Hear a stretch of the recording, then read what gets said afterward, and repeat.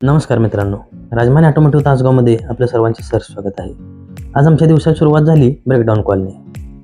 लगेच कस्टमरच्या घरी जाऊन गाडी घेतली आणि पायी लावून होंडा ॲक्टिवा आमच्या वर्कशॉपच्या दिशेने घेऊन निघालो. मजल करत कसं बसं आमच्या वर्कशॉपपर्यंत पोहोचलो तर हे आमचे वर्कशॉप बघा मित्रांनो. लगेच आमच्या मेकॅनिकने गाडी जागेवर लावून घेतली आणि कामाला सुरुवात केली.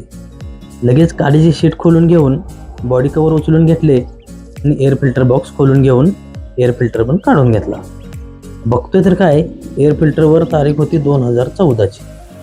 10 वर्ष झाली या गाडीला हा एकच फिल्टर आहे.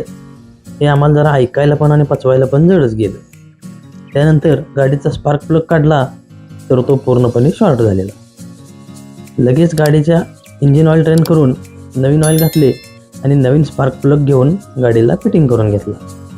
त्यानंतर एअर फिल्टर बॉक्स क्लीन करून घेऊन नवीन एअर फिल्टर फिटिंग करून घेतला आणि फिल्टर बॉक्स पण आवळून घेतला. त्यानंतर गाडीचे समोरील हेड कवर काढून बॅटरी चेक केली तर बॅटरी पूर्णपणे खराब झालेली. लगेच नवीन SF सोनिक कंपनीची बॅटरी घेतली आणि गाडीला फिटिंग करून घेतली. त्यानंतर गाडीचा कार्बोरेटर काढून घेतला तर तो पूर्णपणे चोकअप झालेला.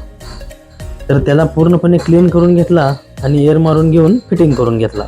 त्यानंतर नंबर आला स्टार्टिंग कॉईलचा. आमच्या मेकॅनिकने मल्टीमीटर लावून कॉईलचा करंट चेक केला तर तो करंट कमी येत होता. लगेच ओरिजिनल होंडाची करंट कॉईल घेऊन त्याला त्याच्या पिना जोडून घेतल्या आणि गाडीला फिटिंग करून घेतली. लगेच कॉईलमधून येणारा करंट अशा पद्धतीने आमच्या मेकॅनिकने चेक केला आणि प्लग कॅप जोडून घेतली. लगेच गाडी सुरू करून बघितली तर मुस्काड मारल्यासारखी गाडी चालू झाली. त्यानंतर शांत डोक्याने आमच्या मेकॅनिकने इंजिनचे टायमिंग सेट केले आणि समोर दुसऱ्या मेकॅनिकने समोरील हेड कवर जोडून आवळून घेतले.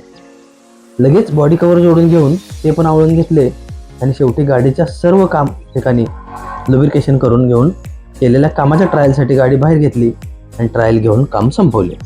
धन्यवाद.